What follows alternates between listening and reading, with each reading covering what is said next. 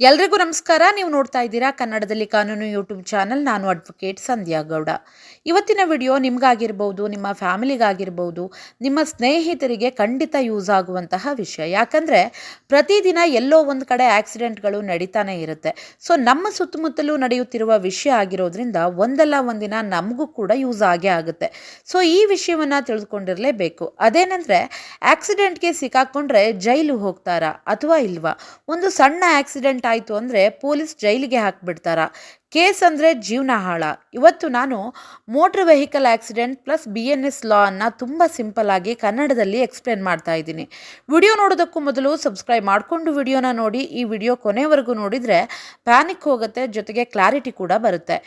Accident ಅಂದ್ರೇನು? ಕಾನೂನು ಪ್ರಕಾರ ಆಕ್ಸಿಡೆಂಟ್ ಅಂದರೆ ಯಾವುದೇ ವ್ಯಕ್ತಿಗೆ ಹಾನಿ ಆಗಬೇಕು ಅನ್ನೋ ಉದ್ದೇಶವಿಲ್ಲದೆ ನಡೆಯುವ ಅನೈಚ್ಛಿಕ ಘಟನೆ. ಅಂದರೆ ಯಾರನ್ನಾದರೂ ಗಾಯ ಮಾಡಬೇಕು, ಯಾರನ್ನಾದರೂ ಕೊಲ್ಲಬೇಕು ಅನ್ನೋ ಇಂಟೆನ್ಷನ್ ಇಲ್ಲದೆ ನಡೆದ ಘಟನೆ ಆಗಿರುತ್ತೆ. ಕಾನೂನು ಯಾವಾಗಲೂ 3 ವಿಷಯಗಳನ್ನು ನೋಡುತ್ತೆ. ಒಂದು ಉದ್ದೇಶ ಅಂದರೆ ಇಂಟೆನ್ಷನ್, ನೆಕ್ಸ್ಟು ನಿರ್ಲಕ್ಷ್ಯ, ಅಜಾಗರೂಕತೆ ಅಂತ ಹೇಳ್ತೀವಿ, ನೆಗ್ಲಿಜೆನ್ಸ್, ಮೂರನೇದಾಗಿ ಪರಿಣಾಮ ಅಂದರೆ ಇಂಜುರಿ ಅಥವಾ ಡೆತ್ ಆಗಿರ್ಬೋದು. ಸೊ ಈ 3 ಒಂದು ವಿಷಯಗಳನ್ನು ಕಾನೂನು ನೋಡುತ್ತೆ. ಆಕ್ಸಿಡೆಂಟ್ ಕೇಸ್ನಲ್ಲಿ ಉದ್ದೇಶ ಇರೋದಿಲ್ಲ, ನಿರ್ಲಕ್ಷ್ಯ ಇರ್ಬೋದು, ಹಾನಿ ಆಗಿರ್ಬೋದು, ಅದಕ್ಕೆ ಅದು ಆಕ್ಸಿಡೆಂಟ್. ಇದು ಮರ್ಡರ್ ಅಲ್ಲ. ಮರ್ಡರ್ ಅನ್ನೋದು ಉದ್ದೇಶದಿಂದ ಮಾಡಿರುವಂತಹ ಅಪರಾಧ. ಆಕ್ಸಿಡೆಂಟ್ ಅನ್ನೋದು ಉದ್ದೇಶ ಇಲ್ಲದೆ ನಡೆದಿರುವಂತಹ ಘಟನೆ.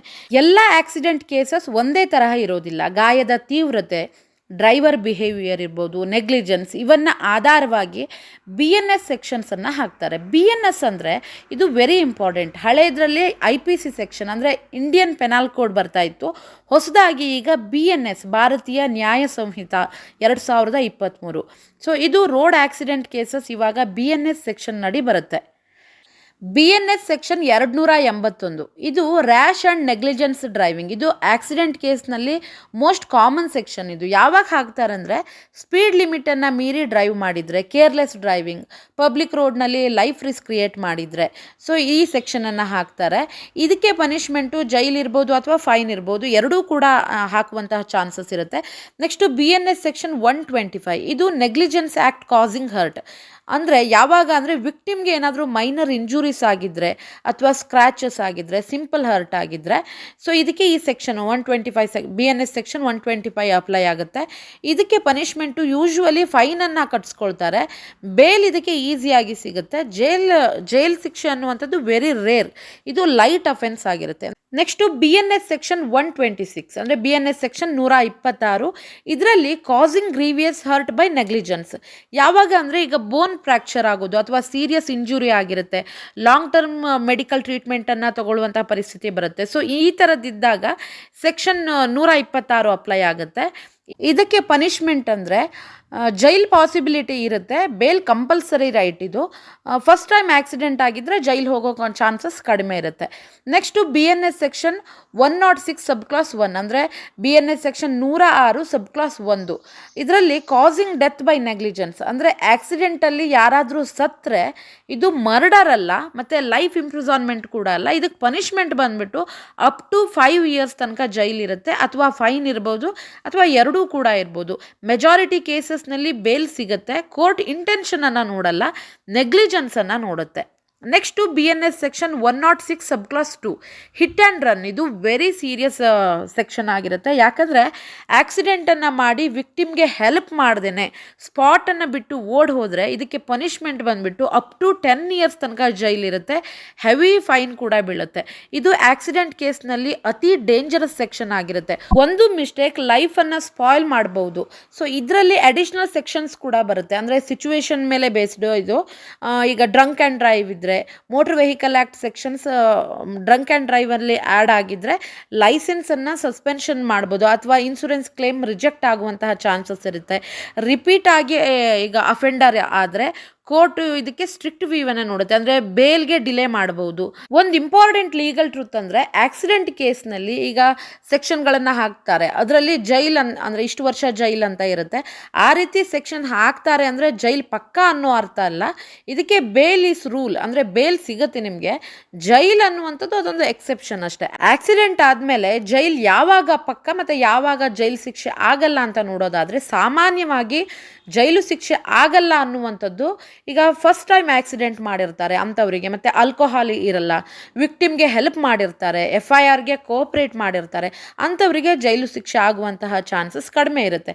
ಜೈಲು ಖಂಡಿತ ಆಗುತ್ತೆ ಅನ್ನುವಂಥದ್ದು, ಈಗ ಡ್ರಿಂಕ್ಸ್ ಮಾಡಿ ಡ್ರೈವ್ ಮಾಡ್ತಾ ಇರ್ತಾರೆ, ಮತ್ತು ಹಿಟ್ ಆ್ಯಂಡ್ ರನ್, ಈಗ ಒಂದು ಆಕ್ಸಿಡೆಂಟ್ ಮಾಡಿ ಓಡೋಗಿರ್ತಾರೆ, ರಿಪೀಟಾಗಿ ಅಪೆಂಡರ್ ಅಂದರೆ ರಿಪೀಟಾಗಿ ಆಕ್ಸಿಡೆಂಟನ್ನು ಮಾಡ್ತಾ ಇರ್ತಾರೆ, ಪೊಲೀಸ್ ಇನ್ವೆಸ್ಟಿಗೇಷನ್ಗೆ ಕೋಆಪ್ರೇಟ್ ಮಾಡ್ತಾ ಇರಲ್ಲ, ಆ ರೀತಿ ಇದ್ದಾಗ ಜೈಲು ಶಿಕ್ಷೆ ಆಗುವಂತಹ ಸಾಧ್ಯತೆ ಇರುತ್ತೆ. ಈಗ ಪೊಲೀಸ್ ನಿಮ್ಮನ್ನು ತಕ್ಷಣ ಅರೆಸ್ಟ್ ಮಾಡ್ಬೋದಾ ಅಂದರೆ, ಸುಪ್ರೀಂ ಕೋರ್ಟ್ ಗೈಡ್ಲೈನ್ಸ್ ಪ್ರಕಾರ ಆಕ್ಸಿಡೆಂಟ್ ಕೇಸ್ನಲ್ಲಿ ಅರೆಸ್ಟ್ ಕಂಪಲ್ಸರಿ ಅಲ್ಲ. ಪೊಲೀಸ್ ಮೊದಲು ನೋಟಿಸನ್ನು ಕೊಡಬೇಕಾಗತ್ತೆ, ಇನ್ವೆಸ್ಟಿಗೇಷನನ್ನು ಮಾಡಬೇಕು, ಅನ್ನೆಸೆಸರಿ ಅರೆಸ್ಟ್ ಮಾಡೋದು ಇಲ್ಲೀಗಲ್ ಆಗುತ್ತೆ. ಆಕ್ಸಿಡೆಂಟ್ ಆದ ತಕ್ಷಣ ಏನು ಮಾಡಬೇಕು ಅಂದರೆ, ವಿಕ್ಟಿಮ್ಗೆ ಹೆಲ್ಪ್ ಮಾಡಬೇಕು, ಆಂಬುಲೆನ್ಸ್ಗೆ ಕರೆ ಮಾಡಬೇಕು, ಅಂದರೆ 108ಗೆ ಕರೆ ಮಾಡಬೇಕಾಗತ್ತೆ, ಪೊಲೀಸ್ಗೆ ಮಾಹಿತಿಯನ್ನು ಕೊಡಬೇಕು, ಸ್ಪಾಟ್ ಬಿಟ್ಟು ಯಾವುದೇ ಕಾರಣಕ್ಕೂ ಓಡೋಗಬಾರ್ದು. ವಿಕ್ಟಿಮ್ಗೆ ಹೆಲ್ಪ್ ಮಾಡಿದರೆ ಕೋರ್ಟು ಕೂಡ ಅದನ್ನು ಪರಿಗಣಿಸುತ್ತೆ, ಬೇಲ್ ನಿಮಗೆ ಈಸಿಯಾಗಿ ಸಿಗುವಂತಹ ಚಾನ್ಸಸ್ ಇರುತ್ತೆ. ಯಾವುದನ್ನು ಮಾಡಬಾರ್ದು ಅಂದರೆ, ಯಾವುದೇ ಕಾರಣಕ್ಕೂ ಆ ಟೈಮಲ್ಲಿ ಪ್ಯಾನಿಕ್ ಆಗಬಾರ್ದು, ಸ್ಪಾಟನ್ನು ಬಿಟ್ಟು ಓಡೋಗಬಾರ್ದು, ಮತ್ತು ಆಕ್ಸಿಡೆಂಟ್ ಆದಮೇಲೆ ಟೆನ್ಷನ್ ಮಾಡಿಕೊಂಡು ಆಲ್ಕೋಹಾಲ್ ಕುಡಿಯೋದು ಆ ರೀತಿಯೆಲ್ಲ ಮಾಡಬಾರ್ದು, ಫಾಲ್ಸ್ ಸ್ಟೇಟ್ಮೆಂಟನ್ನು ಕೊಡಬಾರ್ದು. FIR ಯಾರ ಮೇಲೆ ಮಾಡಬಹುದು, ಡ್ರೈವರ್ ಮೇಲ ಅಥವಾ ಓನರ್ ಮೇಲ ಅಂತ ನೋಡೋದಾದರೆ, FIR ಡ್ರೈವರ್ ಮೇಲೆ ಆಗುತ್ತೆ, ಓನರ್ಗೆ ಕಾಂಪನ್ಸೇಷನ್ ರೆಸ್ಪಾನ್ಸಿಬಿಲಿಟಿ ಬರುವಂತಹ ಚಾನ್ಸಸ್ ಇರುತ್ತೆ. ಆಮೇಲೆ ಕ್ರಿಮಿನಲ್ ಕೇಸ್ ಕೂಡ ಫೈಲ್ ಆಗೋದು ಡ್ರೈವರ್ ಮೇಲೆ, ಕಾಂಪನ್ಸೇಷನ್ ಬಂದುಬಿಟ್ಟು ಓನರ್ಗೆ ಅಥವಾ ಇನ್ಶೂರೆನ್ಸ್ ಕಂಪನಿಗೆ ಬರುತ್ತೆ ಅಷ್ಟೇ. ಈಗ ಆಕ್ಸಿಡೆಂಟ್ ಡೆತ್ ಆಗಿಬಿಡ್ತು ಅಂತಂದರೆ ಜೈಲು ಪಕ್ಕನ ಅಂತ ನೋಡಿದ್ರೆ, ನಿಜಾಂಶ ಬಂದುಬಿಟ್ಟು ಬೇಲ್ ಸಿಗುತ್ತೆ, ಕಾಂಪ್ರಮೈಸ್ ಪಾಸಿಬಲ್ ಇರುತ್ತೆ. ಸೊ ಫೈನ್ ಅನ್ನೋದು ಕಾಮನ್ ಆಗಿರುತ್ತೆ, ಫೈನ್ ಕಟ್ಟೋದು ಬಂದೇ ಬರುತ್ತೆ, ಬಟ್ ಅಲ್ಲಿ ಇಬ್ಬರ ಮಧ್ಯೆ, ಎರಡು ಪಾರ್ಟಿಗಳ ಮಧ್ಯೆ ಕಾಂಪ್ರಮೈಸ್ ಮಾಡಿಕೊಳ್ಳುವಂತಹ ಸಾಧ್ಯತೆ ಇದ್ದರೆ ಮಾಡ್ಕೊಳ್ಬೋದು. ಸೊ ಇಂಥ ಆಕ್ಸಿಡೆಂಟ್ ಕೇಸ್ಗಳಲ್ಲಿ ಬೇಲ್ ಸಿಗುವಂತಹ ಚಾನ್ಸಸ್ ತುಂಬ ಇರುತ್ತೆ. Next hit and run case ಇರುತ್ತಲ್ಲ, ಇದು ಬಿಗ್ಗೆಸ್ಟ್ ಮಿಸ್ಟೇಕು. ಓಡಿ ಹೋದರೆ ತಪ್ಪಿಸ್ಕೊಳ್ಬೋದು ಅನ್ಕೋಬೋದು, ಆದರೆ ಎಲ್ಲ ಕಡೆ CCTV ಇರುತ್ತೆ, ಮೊಬೈಲ್ ಟ್ರ್ಯಾಕಿಂಗ್ ಮಾಡ್ಬೋದು, ಅಥವಾ ಪಬ್ಲಿಕ್ ವಿಟ್ನೆಸ್ ಆಧಾರದ ಮೇಲೆ ಸೆಕ್ಷನ್ 106 ಸಬ್ ಕ್ಲಾಸ್ 2 ಅಂದರೆ ಇದನ್ನು ಹಾಕಿದರೆ, ಸೊ ಹಿಟ್ ಆ್ಯಂಡ್ ರನ್ ಕೇಸನ್ನು ಹಾಕಿದ್ರೆ ಲೈಫು ಸ್ಪಾಯ್ಲ್ ಆಗುತ್ತೆ. ಜನರು ಮಾಡುವಂತಹ ಕಾಮನ್ ಮಿಸ್ಟೇಕ್ಸ್ ಅಂದರೆ, ಆಕ್ಸಿಡೆಂಟ್ ಆದಮೇಲೆ ಓಡಿ ಹೋಗೋದು, ಪೊಲೀಸ್ ಪ್ರೆಷರ್ಗೆ ಏನೇನೋ ಸ್ಟೇಟ್ಮೆಂಟ್ ಕೊಡೋದು, ವಕೀಲರ ಆಯ್ಕೆಯಲ್ಲಿ ತಪ್ಪು ಮಾಡೋದು, ಪ್ಯಾನಿಕ್ ಆಗಿ ಏನೋ ಒಂದು ತಪ್ಪೊಪ್ಪಿಗೆಯನ್ನು ಕೊಡೋದು. ಸೊ ಈ ರೀತಿ ತಪ್ಪುಗಳನ್ನು ಮಾಡಬೇಡಿ. ಒಂದಿಷ್ಟು ಪ್ರಶ್ನೆಗೆ ಉತ್ತರ ಕೊಡಬೇಕು ಅಂದರೆ, ಬೇಲು ಸೇಮ್ ಡೇ ಸಿಗುತ್ತಾ? ಖಂಡಿತ ಸಿಗುತ್ತೆ, ಮೆಜಾರಿಟಿ ಕೇಸ್ಗಳಲ್ಲಿ ಮಾತ್ರ. FIR ಕ್ಯಾನ್ಸಲ್ ಆಗುತ್ತಾ ಅಂದರೆ, ಕೋರ್ಟ್ ಪರ್ಮಿಷನ್ ಬೇಕು, ಆವಾಗ FIR ಕ್ಯಾನ್ಸಲ್ ಆಗುತ್ತೆ. ಕೇಸ್ ಎಷ್ಟು ವರ್ಷ ನಡಿಬಹುದು ಅಂತ ಕೇಳಿದ್ರೆ, 1 ರಿಂದ 3 ವರ್ಷಗಳ ಅವರೇಜ್, ಒಂದು 3 ವರ್ಷಗಳ ತನಕ ಕೇಸ್ ನಡಿಬಹುದು. ಜೈಲು ತಪ್ಪಿಸ್ಕೊಳ್ಬಹುದಾ ಅಂದರೆ, ಲಾವನ್ನು ಫಾಲೋ ಮಾಡಿದರೆ, ಕಾನೂನು ಪ್ರಕಾರವಾಗಿ ನೀವು ನಡೆದುಕೊಂಡ್ರೆ ಖಂಡಿತವಾಗಿ ಜೈಲನ್ನು ತಪ್ಪಿಸ್ಕೊಳ್ಬಹುದು.